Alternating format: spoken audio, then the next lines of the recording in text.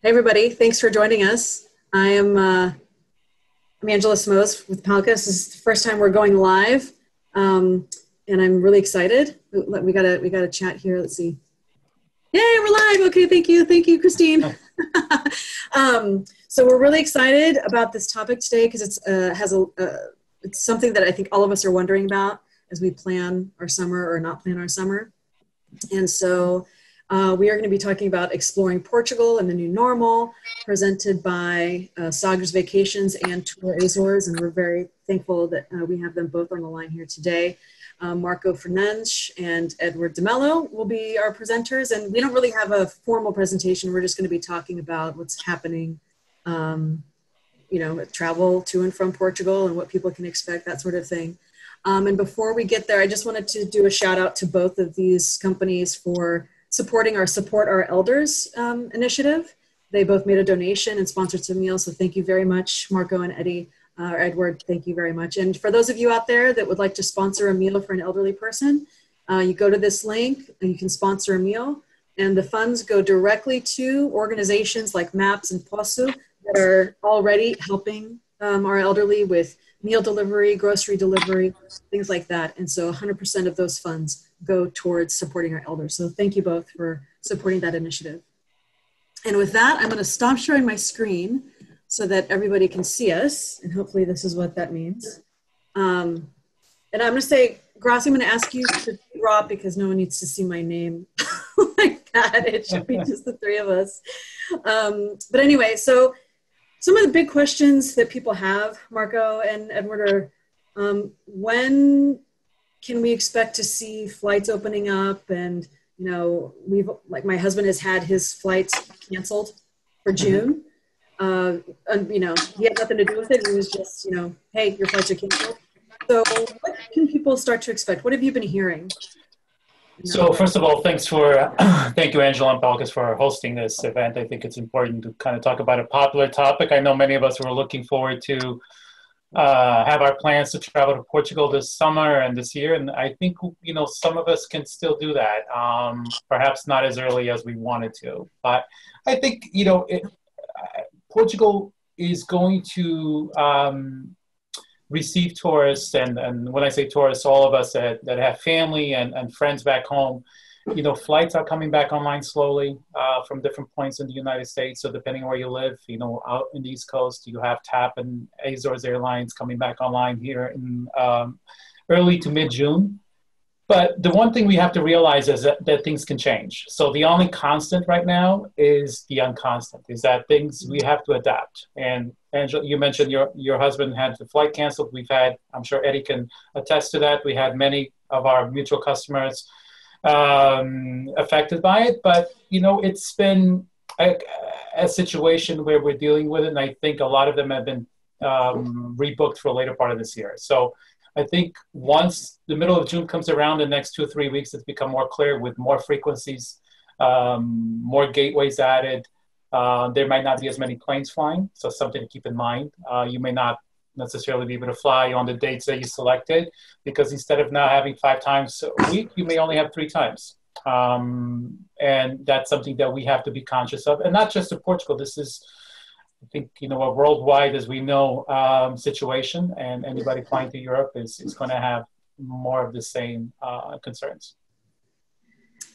Edward, what are your thoughts on that? Yeah, so like Marco said, perfectly explained. A lot of these flights have been adjusted. So, a lot of clients have been asking, am I still going to fly? And we're at a situation right now where if your plane hasn't been adjusted, well, then there's a good chance that you probably will be flying until they make the decision to not fly due to the fact that due to certain restrictions such as quarantine, which are starting to be lifted in Portugal now, as well as the islands themselves. So it's just one of those things where just to be patient, and if you have the opportunity to move your trip, move it towards a later part of the year. Mm-hmm. When these restrictions get lifted less and less. And will people be able to apply their credit? So if their flights were canceled or they decide to move, and actually here's a question. If they decide to proactively move their dates, you know, there's always the change fee that you get. Have you been seeing airlines waive the change fee, or just, what do you see there? If they fall within the timeline, so what's happening is every airline, including TAP, Azores Airlines, has their own policy because of COVID-19. So this is a policy nobody, it certainly wasn't in any travel insurance fine print. Nobody prepared for it. So what's happening is this policy has been morphed time and time. So you've had a policy that was initially released maybe in middle of March that it's now on version 5, version 6. So as long as your flights are affected because of this policy, you can apply a credit in most cases for these two airlines for a future date. Now, if you are booking today for a date in October, November, very likely that this policy is not affected by it because it's not covered within that time range. So we're all hoping and praying and assuming, hopefully, that things will be slightly better and normalize itself a little bit more, that the flights will be on a somewhat regular schedule. So the policy that was back in March is not necessarily going to cover you if you choose to book today for October. Does that make sense? Yeah. So, and just to add to that, so, obviously if your flight has been canceled for whatever reason, they are giving refunds, both TAP, Azores Airlines. It's a DOT rule. So if they're not paying it right away, we've been seeing it's been taking months, is what the airlines have been telling us in terms of refunding. Just the other day, Azores Airlines just refunded some clients that were supposed to travel in April, but unfortunately they were canceled due to this COVID-19. But yeah, in terms of, depending on what carrier you fly on, some carriers are given more leeway, so such as TAP, in the sense that, you have the ability to change, assuming your flight hasn't changed at all. You have the ability to change till 2021 to February. But those that are traveling, but on Azores Airlines, it's still December 31st. So it all depends on the carrier. It all depends on how you're affected. Has your flight been canceled, number one, or has your flight been moved?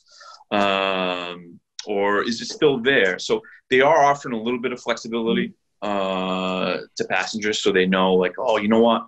I don't want to go in June because, again, I don't know what the restrictions are going to be in place, which I'm pretty sure we'll discuss here soon. I want to move it to August. So they are waiving the change fees in that sense. But again, it all depends on, when you're flying, what was your original flight date, so on and so forth, to make sure that you have these opportunities to change. So they've been flexible in that sense. Do you anticipate that there will be maybe some sales or promotional deals to get people back in the air once the restrictions are lifted?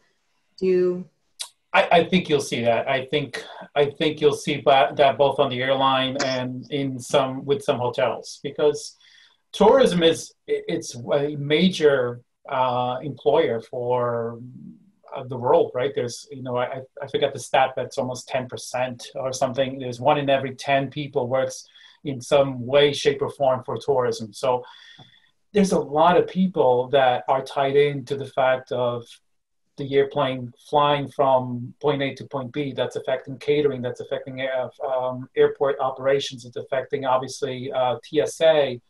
So I do think because of that, there's going to be an effort to provide some specials, discounts, whatever word you want to use, to incentivize people to travel. Now, as with everything, it's a personal decision. And I think that's the biggest message we as a company, and I'm sure Eddie shares the same thought, try to portray to our customers, even if Portugal this week has lifted some of the restrictions, if we fast forward 30 days from now, I'm sitting here in Massachusetts, one of the states that's heavily affected by COVID-19, people around us here in our state may not feel comfortable traveling, even though Portugal may feel that it's easy to travel and they feel a little bit more comfortable. So you have to consider your immediate environment before actually saving $200 on that flight or on that hotel. So that's always a personal decision, and it can only be done by the travelers. So we have travelers that are traveling from Maine all the way to California and Hawaii and other countries. And depending on the environment in that situation is going to affect, are there flights leaving from that airport? Could you even take advantage of that special if it exists? Because like Portugal, for example, Greece as well has lifted some restrictions. It may be easy to travel in the next 30 days, but in your own immediate area, it may not just be plausible to do it yet. Right. Yeah. And go ahead. No, I was just going to say that, yeah, I think you do starting seeing these travel specials now. So let's take it a year back. To book now in the summertime, you would be probably paying, at least from the East Coast, you'd be paying $1,000 to go to the Azores and even more to go to the mainland. Mm-hmm. And now you're not seeing those higher prices. But again, like Marco mentioned, you're going to have these restrictions in place, which, depending on you as a traveler, you might not want to do social distancing at a beach for whatever reason, right. Or you might not want to go because you're going to miss that fashion that was going to be in your town or in your city. So again, like you mentioned, it's all about the comfort of the passenger. I know myself, I love going back, seeing my grandmother, seeing my friends and family out there in Portugal. And I'm comfortable going during the summertime. I'm going to be back in the summertime when it opens up in July. Actually, I'll be going up. But again, there will be those. But I do know that there will be those restrictions. I'm not going to be able to go out on Pink Street with all these people in Lisbon and have a drink and have some fun and dance in the middle of the street. No, it's going to be there will be social distancing in place. So it's you will have those deals, but there's the trade-off. Are you comfortable traveling? Those that like to be alone, there's plenty of places to go. Let's talk about some of those restrictions that you guys know of. I mean, obviously they're kind of changing and new ones in place. It's like every week or every day you have to check the news. Okay, what's new now, right? But what right now, what are some of the restrictions in place if people choose to go, both from getting through the airport and traveling on an airplane, and also once you get there, like I'm sure that, Sant Antonio is not going to happen, right? Where there's massive people in the street. So a lot of those kinds of festivals have been canceled. So what have you guys been hearing? So I think, first of all, what's going to happen at the end of this, and we're already starting to get a lot of requests, is there's going to be a lot of celebration type of itineraries, and people sort of, I just want to take my family once this is over, and I want to go to Portugal. I want to go spend 5 days in the Azores. I want to go 6 days in Madeira because I just want to get away, and I want to do it comfortably. So I think there's going to be this whole trend of celebration type of itineraries. Now, today, what's happening in Portugal, this week, they've started to lift some of the restrictions, which means that some of the smaller retail stores are able to receive customers. But if you've been to Lisbon or any of the other big cities, a lot of those stores on the historic center are very, very small stores. So if you have, it's basically you need to have one person for every 20 square meters, which is about 60 square feet. So when you do the math, what's happening is, if you have a regular size store, you may have more people waiting outside than you do waiting inside. Okay.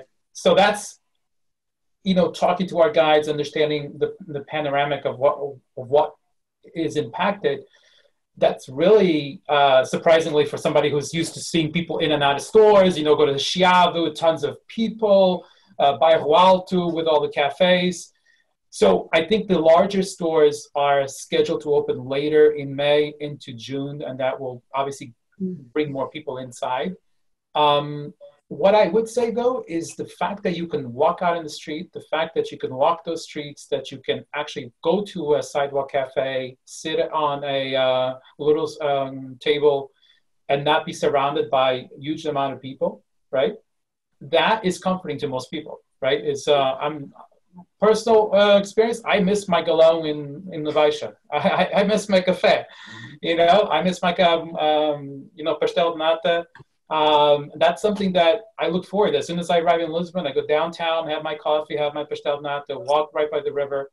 And I think for most of us that have been to Portugal, have been to Lisbon, some of those are comforting because it's a little bit closer to the reality. You may not necessarily be able to go to the museums as you used to, but you're able to explore the streets, you're able to see the sights.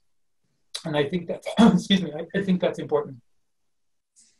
Yeah, so these restrictions that are in place, they just got announced, like Marco mentioned last week. And it's a phased approach. So phase 1, phase 2, phase 3, and depending on how phase 1 goes and phase 2 goes, phase 3 goes, which is for the month of May in the mainland. Azores is a little bit later. Madeira, if I'm not mistaken, should be a little bit later also. So some of the restrictions that that they've announced to start is one, like you mentioned, a lot of these stores are not going to be. First, they're going to be opening up the smaller stores, and then we're going to see how that goes. And then the government is going to open up. They're going to say, okay, now we're going to have bigger stores open up, and a certain amount of people can go in. Same thing with the restaurants. To start, it's not going to be everybody packed into a gym restaurant. It's going to be maybe 50%, I believe, is what they're saying to start with. And then as they go to phase 2, okay, now we can open up more. Maybe they're going to allow 75%. And then as it goes along. So phase 1 started now, I think it was May 4th, if I'm not mistaken. Yep.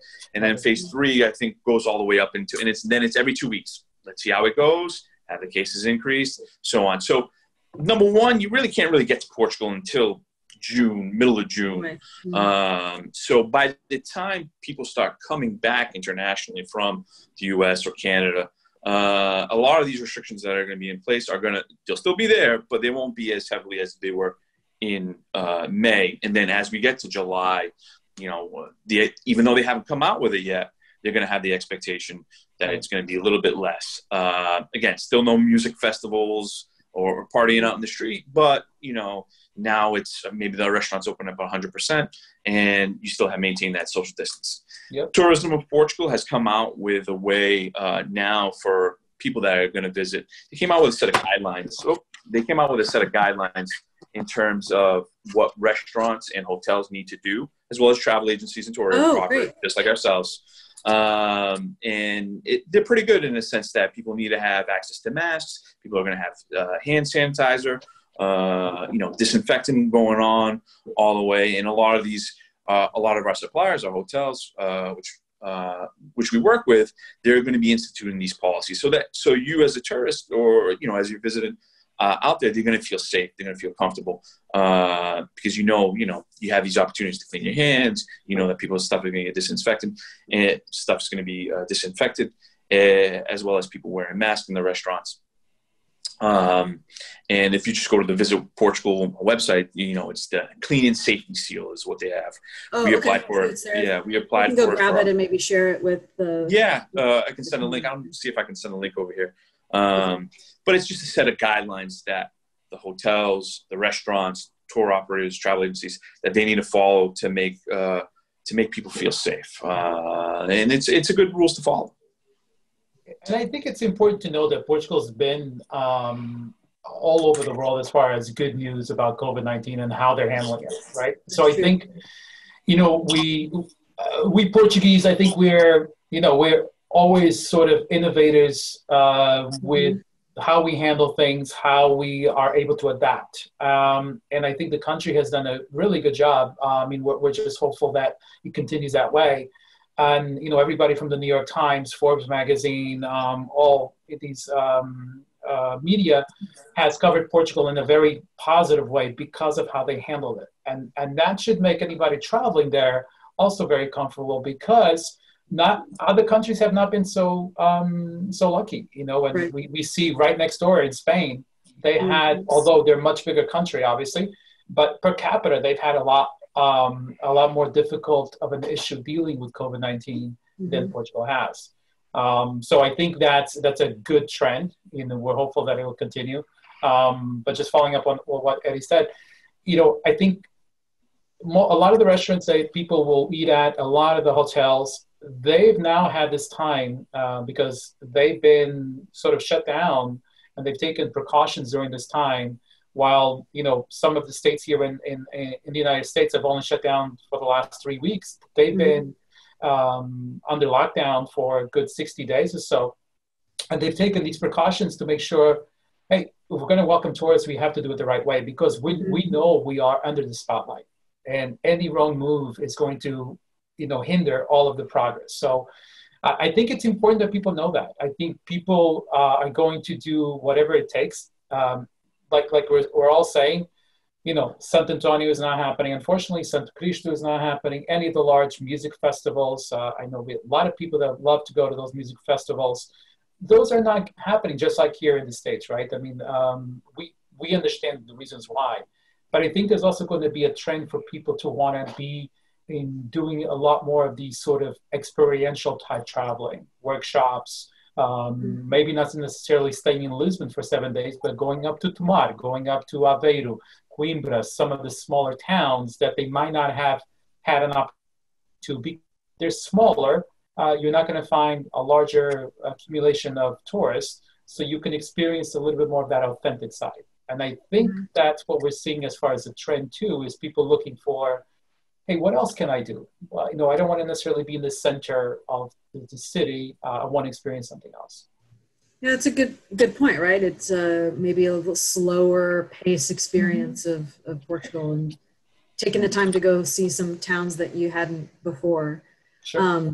What would be some recommendations you have for people that, for example, going to eat at a restaurant? Because the restaurants won't have as much space, right? There'll be a limited number.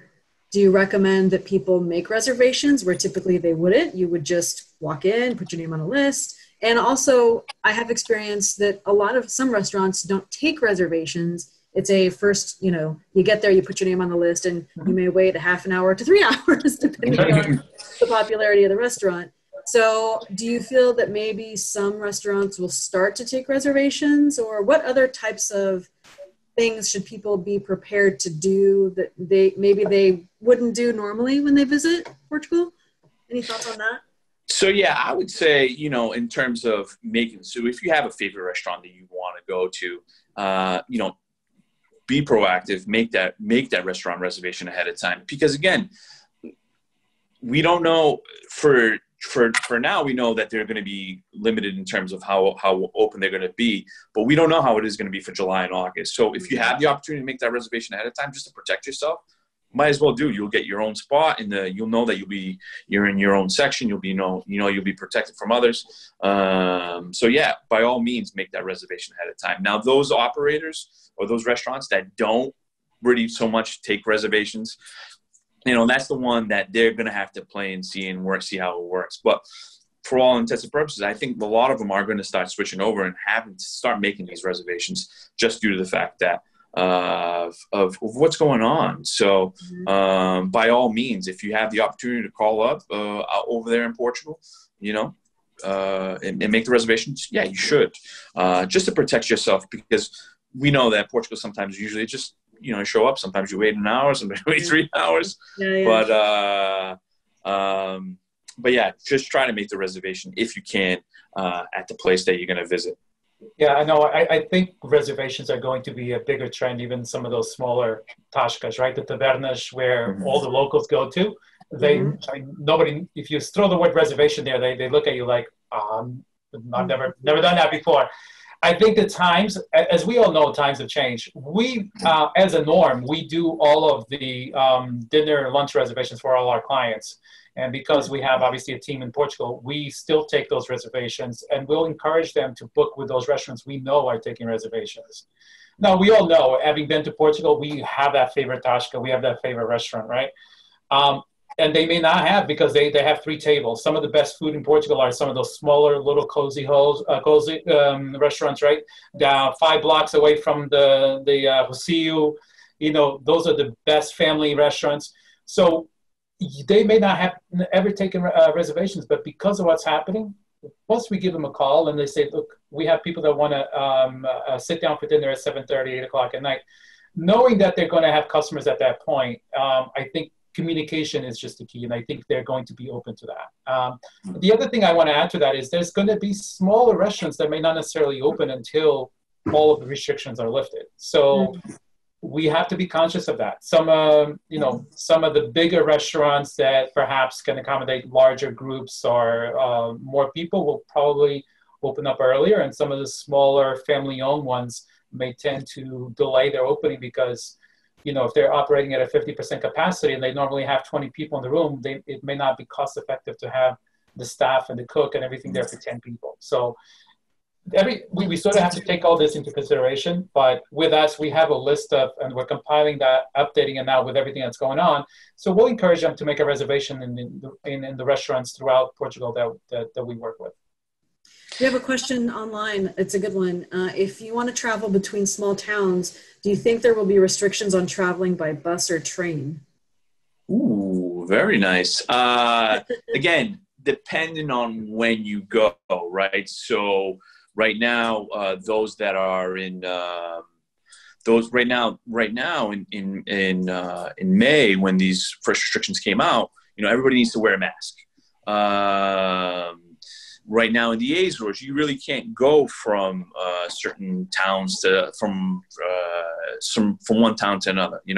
Those are the restrictions in place. Now, as we go further along in these phases, no, I believe that these restrictions will be lifted in a sense. But again, it's one of those things we don't know. This is what we can only predict what's going on now and what we expect to happen in the future. Yeah. But no, to get to those smaller places, I think as we go further along in the season, June, July, and August, I think those restrictions, you'll see more freedom of movement happening than what you have now. What's going on? What's happening now? Pretty much everybody's on lockdown for the most part. Let's just say, even us here in the U.S. But as they start opening up these flights, then I think those restrictions in place will be left a little bit open. So, yes, you can. I think to add to that, I think we don't expect, and we don't think everybody's running to the airport here in the States tomorrow to jump on a plane to fly to Portugal. So having this conversation, I'll see your Pink Street in 3 months. But having this conversation today in May, I think, it's sort of planning for what's going to happen in the next 3-4 months, right? I think this is the idea behind it. And I think by that point, things will be slightly, if not significant, different and to a more positive aspect of those restrictions. I will tell you a tangible thing that I think is important to note. When Portugal went on lockdown, they eliminated the passes on the metro. So the metro was still running in both Porto and Lisbon, but you didn't have to pay to actually go on the metro, to swipe the card. Wow. As of Monday, you are now, at least in Lisbon, you are now paying for it. So that's a sign of they expect that slowly some of that volume is going to come back online, because obviously when they decided to restrict the payment on it or allow people to travel for free is because they knew that there wasn't going to be that many people using it because of the lockdown. So now we are seeing that the metro is going to be something just like it is a method of transportation within the city. With that will come trains, will come buses, will come. So when you fast forward the next 60, 90 days, it's very plausible if you were to go from Lisbon to Porto. I'm sure in the Azores you'll have similar situations. So, but obviously, if you have any doubt, you can always have a driver with you and be able to go from point A to point B and explore the city. And that way there's no issues.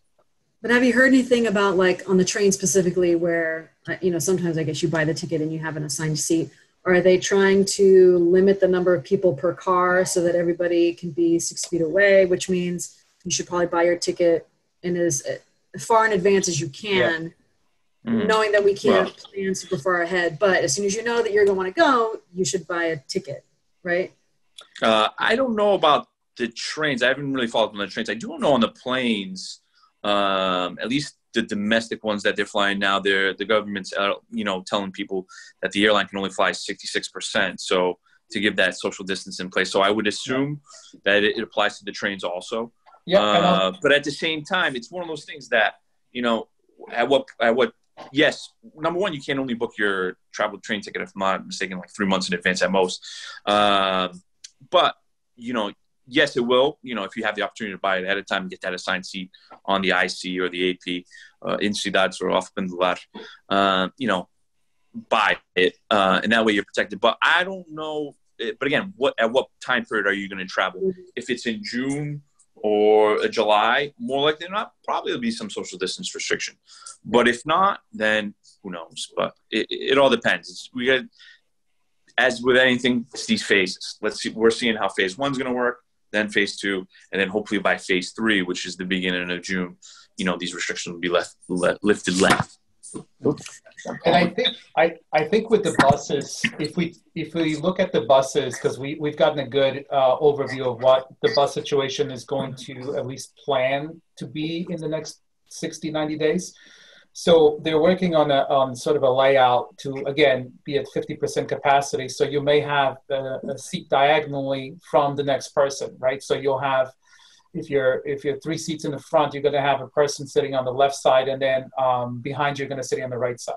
Mm. If you're taking that sort of approach with a train, that may be very similar. But to Eddie's point, and the one thing about Portugal is, for those of you who've taken trains, buses, any kind of public transportation, most of them, unless you have a first class ticket that's very restricted on, it has to be on that special Alfa Pendular, you can change it.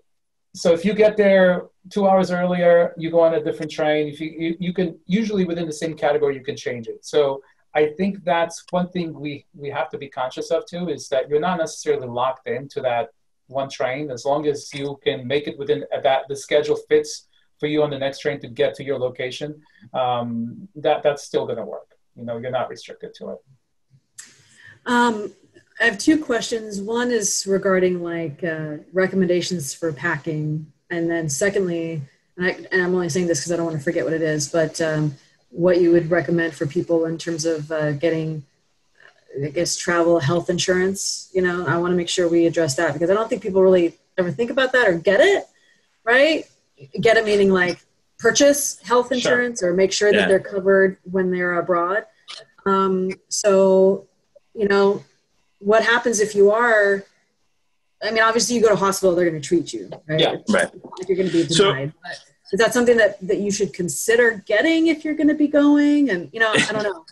Yeah, so to answer the first question, we always recommend bringing 2 things: quackage and passports. Make sure you bring your quackage, make sure you bring your passports in terms of traveling.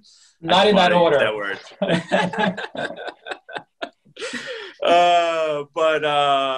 But no, yes, all we highly recommend, and Marco, I'm pretty sure will agree with me on this. Everybody agrees with me on this. Travel insurance, especially if you are traveling to a foreign country. We highly recommend that you purchase it ahead of time. It gives you that safe security if you need to, if you're not comfortable being treated out in Portugal, now you can change your ticket, move yourself, get yourself back home. Again, depends on the level that you purchase, obviously, but we do highly recommend buying the travel insurance to cover. Now, mind you, they've been changing their language and stuff in terms of COVID-19. But for the most part, it does cover, your trip interruption, trip cancellations, so on, if you get sick, and medical and the likes. And then in terms of packing, I think just the normal pack, obviously you're going to have to bring your mask. Don't forget your mask. You bring the mask. Yes, just to be safe. I mean, it's going to be there, but you might as well bring your own. And then, but in terms of normal, what to wear and stuff like that, it's just going to be normal as the way we see fit.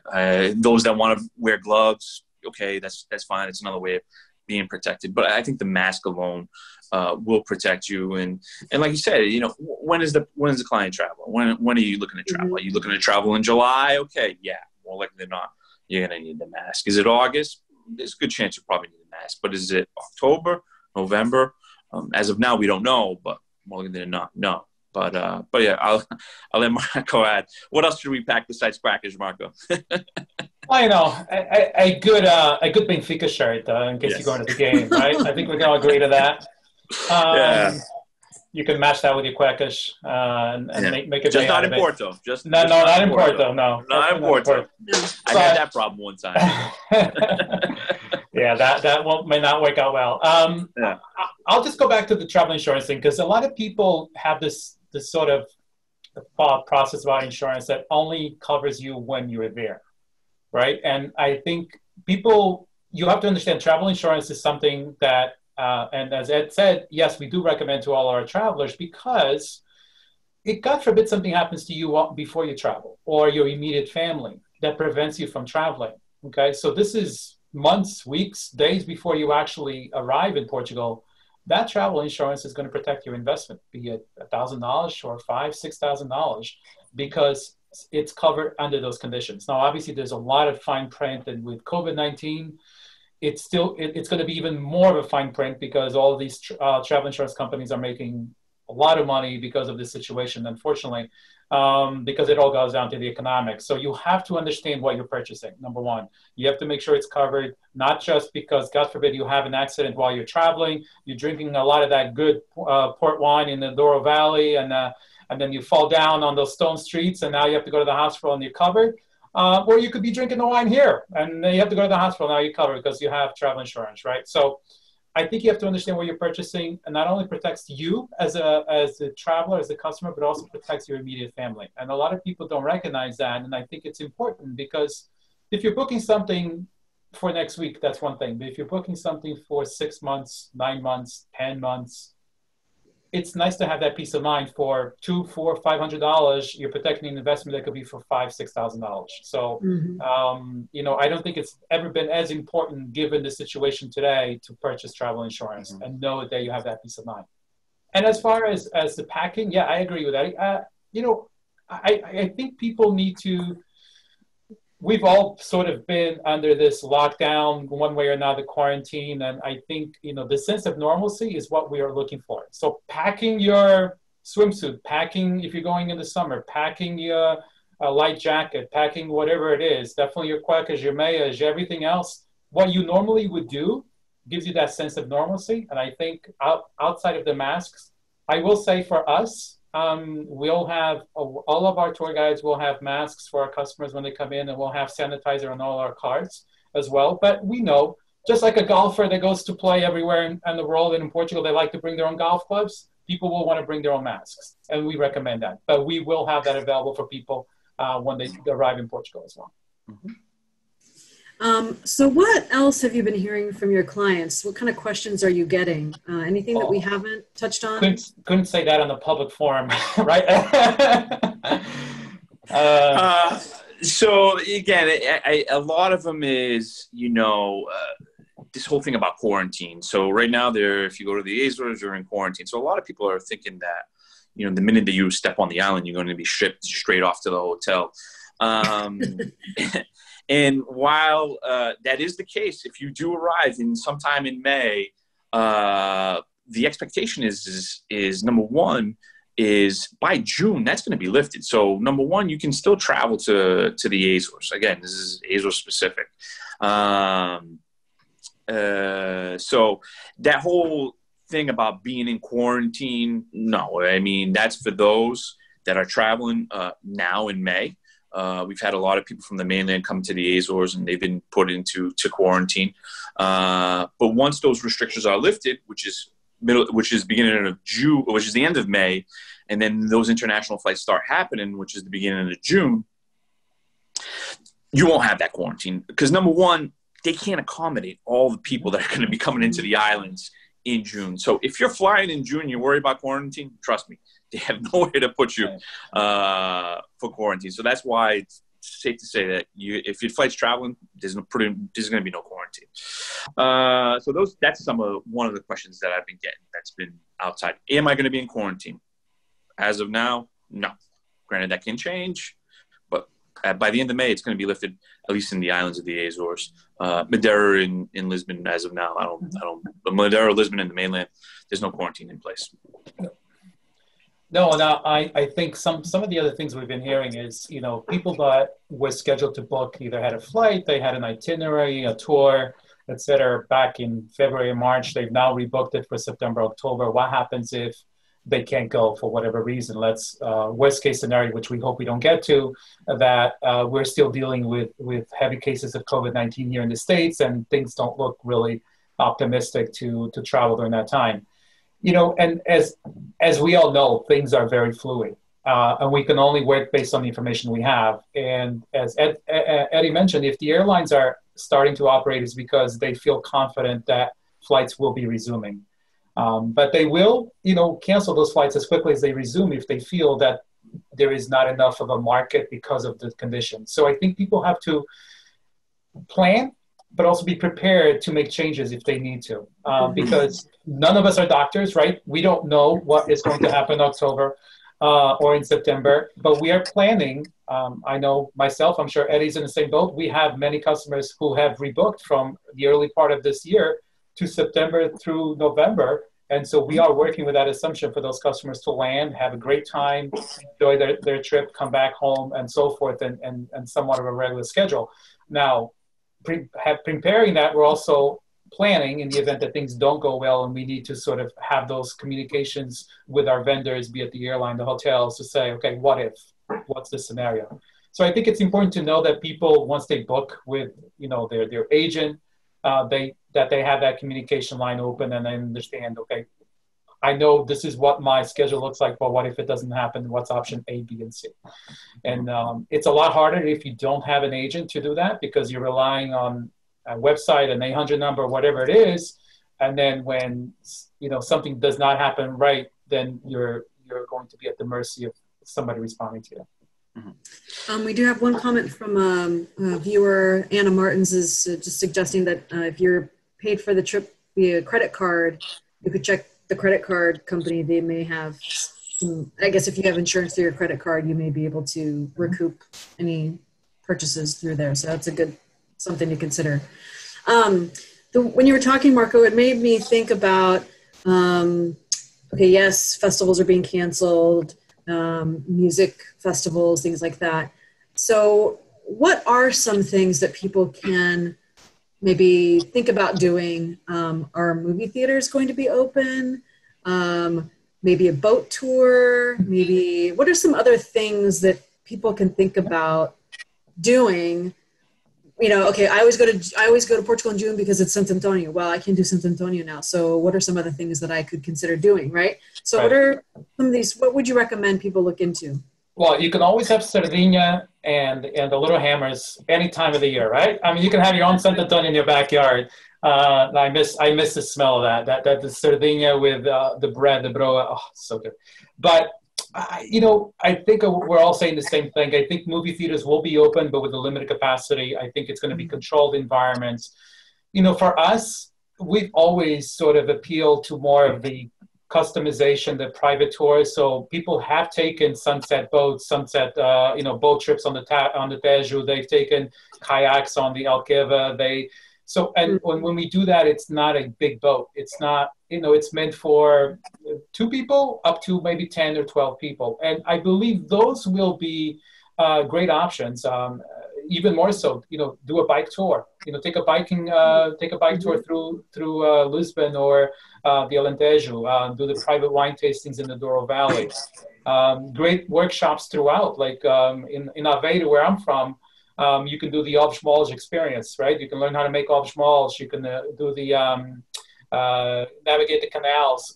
I think what people are going to be looking for, and what the amazing thing that Portugal offers, is all of these experience-driven activities that are more intimate. You're not going to find coaches or big buses around these smaller towns because they just are not conducive to it. So I think if people look at traveling that way, to say, hey, while I'm in the Azores, I want to go, yes, you're going to go see Sete Cidades, but great news, you're in open air. You're not in a museum, so you can afford to do a lot more social distancing. I think the Azores is a perfect place for the new norms of travel because it caters to that experience-based travel. It's nature, it's beautiful all throughout, and you need to be outdoors to experience it. So I think you're one step ahead than if you were to go to, for example, Paris, where you're in a museum every 20 feet. So I think that's the biggest takeaway, is that maybe how we travel is going to change a little bit, right? But the experience is perhaps going to be even better because you're going to forego being in a large bus traveling back and forth, and you're going to experience things that are more intimate. You can do a tile workshop, do a cooking workshop with a chef. There's so many different things you can do. Yeah, I mean, I agree. It's going to be a lot of the experiences, the horseback riding on the beach in the mainland, horseback riding on the beach in the Azores. There's going to be so many different, a lot of these nature type experiences where you're pretty much all alone with, yourself and your wife or your husband or your kids. You have, the canyon and out in the Azores. And then, you're going to be going out to people should look to these smaller areas where they don't have as many people, such as the Alentejo, like Marco was mentioning, go do a wine tour, go biking. It's very, very easy to go biking in the Alentejo region. And have these experiences, whether it's with food, with cheese, with wine, or even with activities such as hiking, biking. There's so much to offer in Portugal itself, the mainland, the islands themselves, that there's plenty for people to do. It's just that whole getting together and having the festivals, being together with a big bunch of people. That's going to be the biggest takeaway. That people are not going to be able to enjoy these festas that they have done in the past. But like I said, it's a great time to explore. There's so much to see in that small little country that in the interior of the mainland, it's amazing. So, head up north to the mountains, to the Sagres de Estrela. Absolutely gorgeous. They make great cheese up there. Great hiking trails, great biking trails up there also.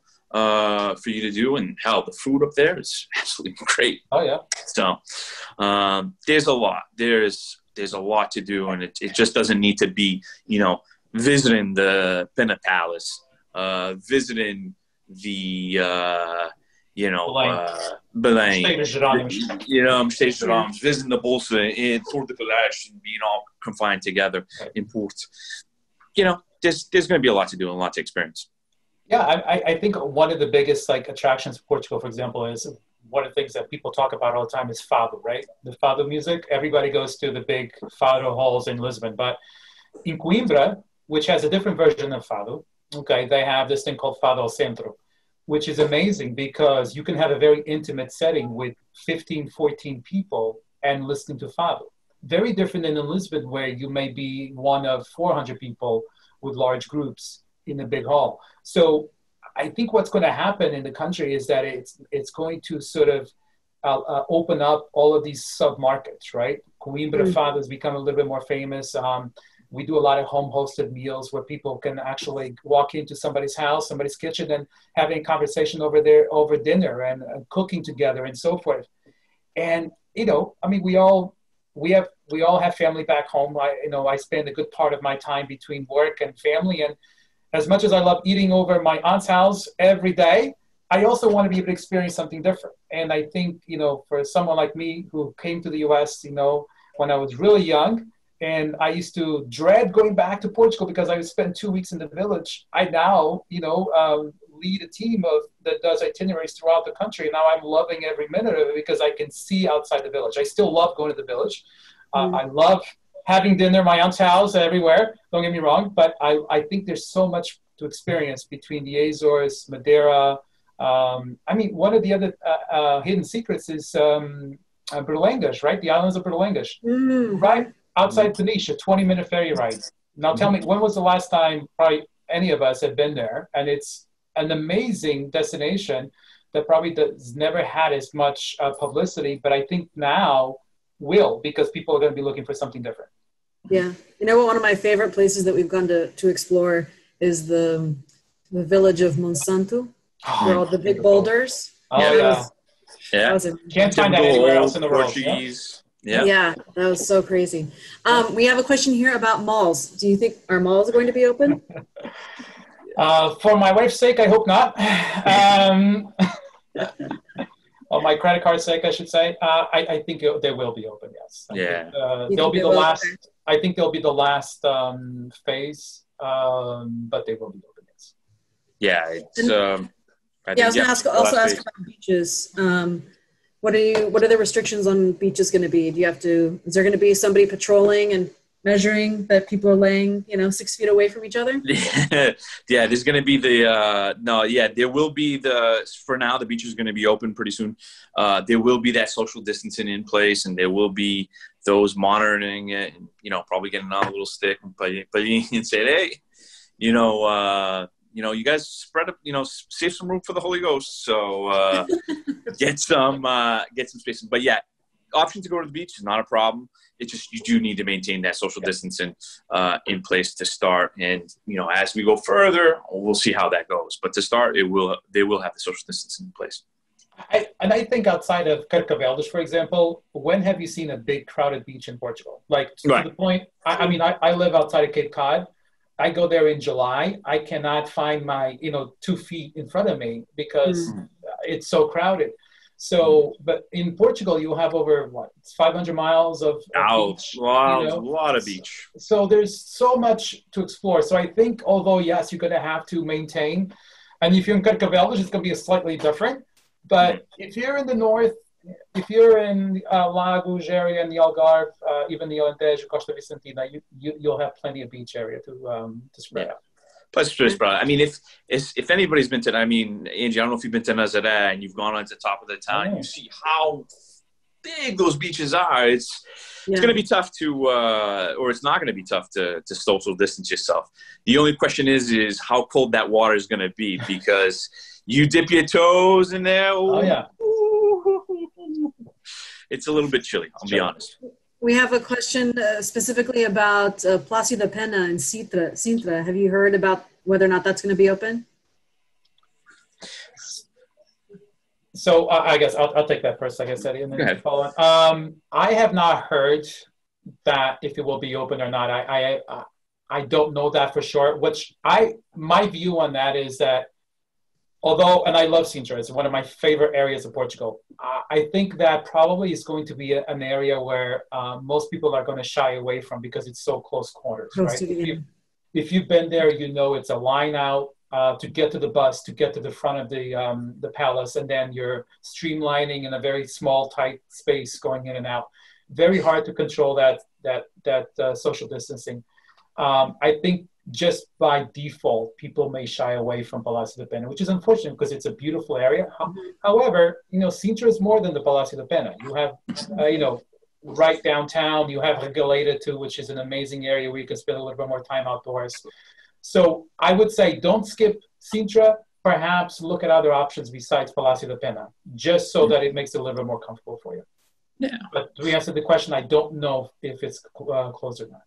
I think it was part of the phase 1 that they're slowly going to open the museums up, if I'm not mistaken, or phase 2, I think it was. But I think you're going to see that heavily restrictions in place, before you can buy tickets the day of, and, there's no problems getting in. You might have to wait. Now I think they're going to restrict the amount of people that they're going to have. But it was announced as part of, I think it was phase 2, if not phase 3. That they will open the Zia Palace up. But like you said, like Marco says, you have other palaces. You have Queluz that can be an option to go visit. You have Montserrat. You have the old. You even have the old. Pronounce it. The Quinta de Regaleta. Pronouncing that is always a tongue twister for me. But that's it's like a reserve. It's got the beautiful well underneath, and it gives you a little bit more space. I'm not saying Sintra is the downtown and that area is somewhat compact, but definitely Palácio da Pena is much more full of tourists usually. Yeah, and when you were mentioning something about which phase, does that apply to castles and monuments in general, right? So that applies to monuments, museums, and the likes. I want to say it was phase 3, if I'm not mistaken. But like I said, it's one of those things that they are going to have to practice the social distance in place, and but there are other opportunities to see other castles and palaces right near Lisbon. So those that wish, if they. And if you go into Sintra, I mean, you're certainly spending the day, hopefully, in Cascais and Estoril, and there's so much to see. And you have Cabo da Roca, you have all of that area there where it's not very conducive to be outside, to be walking the streets. So you're not sort of locked in an environment where you have to get a ticket to go inside a museum. You're just exploring the town. And I think that's important for people to know that. What about, and you mentioned Estoril, so what about the casino? You think they'll be open and you'll play some cards? Yeah, I mean, I think that's a big revenue generator for the country and for the city. I think it will eventually, again, with limited capacity. I don't know what phase that will be in. I know they're starting with a smaller sort of square foot, but they're going by square meters in this case, footprints, and then they will open up to the larger ones. So it may be that the casinos will be sort of included with the malls, with the larger museums on that phase. And this can all change. If they see next week that numbers are coming down dramatically, that may speed up the process. If not, it may delay it. So we just have to be conscious of that. Yeah. But if you want to have a good poker game over Sardinia, you can just go down to the Bairro Alto and just be able to experience that on your own. We have a very specific question about a flight, and you probably won't know specifically, but maybe you could advise. So would you know what is the chance of cancellation for a flight on TAP from Newark to Porto on June 29th? And when would the agency tell you because she doesn't want to cancel or reschedule? On June 29th. So by then, flights are obviously in place. But let's just see. For now, I think that it won't. I do know that United and Delta have canceled in the Boston area, in Newark and Washington. But let me just check real quick for her. 29 June. I love the real time. Thank God for you. Oh, yeah. This is something that we have here. So the 29th of June, Newark to it's 29th of June, correct? Yes. So I don't think that flight's going to run because it's not available. It's not for sale. So I would check back to wherever you bought it and see because that's one of the schedules. They've been limited on the certain flights. So TAP was one, right? We had 5 flights a week to the Azores from Boston. Now it's 3 times a week to the Azores. TAP had this flight to Newark, out of Newark to Porto, which is a popular flight to get up north. And I think if I'm looking at the schedule now for the season, it's supposed to be there daily, but again, they've been pulling it out of the system. Main thing to do is either go back to the place that you bought it from, ask them, say, hey, what's the status of this? Is this happening? Is this not? If anything, they'll reaccommodate you via Lisbon, which is not a good thing if you're going to Porto, because Lisbon gets to be fun in terms of waiting and the lines and all this other stuff. But like I said, these things are changing. It's changing every day and changing. It's changing week to week in terms of cancellations, in terms of rescheduling. But as long as you have your contact information in place, email, phone number, usually you get an automated message right away from where you purchased. The one thing I would add to that too is, and obviously every case is specific, is different. Every situation is unique. If you be flexible if you can. So when you do contact the agent or the airline, if you can travel the day after or the day before or 2 days after, be prepared with those dates, because then you kind of are already one step ahead, because what would happen is the airline's going to say, okay, you're going to travel 2 days afterwards, and then you're going to find out that you can't travel 2 days afterwards, and you wish you would have told them that you can only travel the following week. So be prepared with that information when you do have that conversation, because it'll save you some time and aggravation. As Eddie mentioned, and we're all dealing with it, they're taking, obviously, some time now with any refunds, any credits, any communications back, because there's just so many people affected. So the more you can prepare and help yourself, the better you're going to be. Awesome. Well, we have reached our time, guys. Awesome. Thank you so much. Oh, we have one more comment, or is it a question? No, thank you very much. You're welcome. Thank you. No problem. Thank you. That was helpful. And thank you guys for taking the time to answer the questions. Thank you, Angela. I hope people found it helpful. We did record this session, so we will make it available later on YouTube and both on Facebook, so folks who weren't able to attend but still have questions can watch it again. And then we put your websites for both of your companies, so if they want to get in contact with you directly, they can visit your websites and get in contact there. I do have just a couple of closing out slides that I'm going to show real quickly. So as I mentioned, all of our webinars are archived here on our website and on YouTube. We also usually create PDFs of the presentations, but obviously this one has no slides. But please share, the link of the recording with friends and family, because this is a free resource. And in the future, if you would like to sponsor a community or sponsor a webinar, we do have that option available, because we are going to be doing more of these, and we do reach quite a few people with not not only the live version, but then the recordings that are posted online. So it's a great way to reach a larger community. And with that, again, thank you guys for your time. Thank you everybody out there for attending and watching. Happy we did our first live feed on Facebook. And it worked. And the only bad word was crackish. So there you go. I know, right? All right, guys. Thank you so much. All right. Take care. Thanks again. Bye-bye. Bye now. Be safe. Bye-bye.